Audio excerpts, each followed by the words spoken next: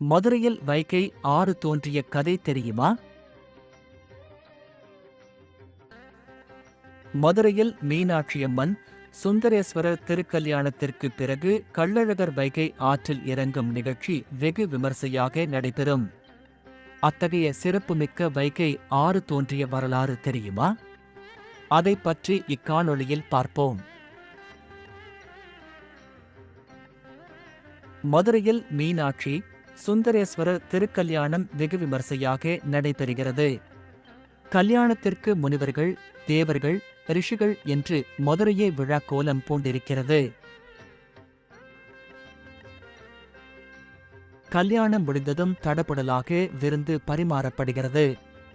எல்லோரும் சாப்பிட்டு முடித்துவிட்டார்கள்.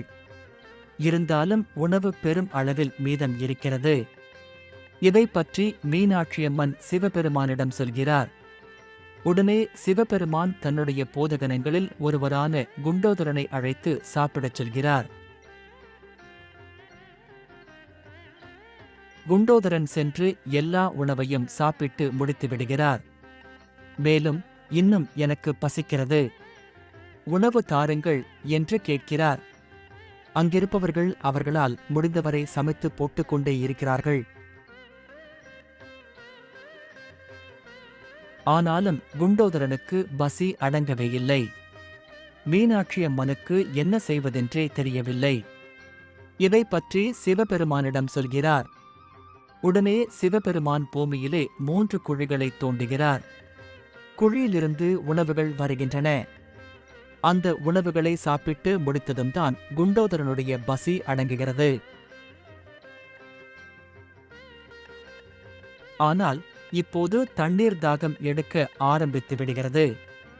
அங்கிருந்த அண்டா குண்டாவில் இருந்த அனைத்து தண்ணீரையும் குடிக்க ஆரம்பிக்கிறார். ஆனாலும் அவருடைய தாகம் அடங்கவில்லை.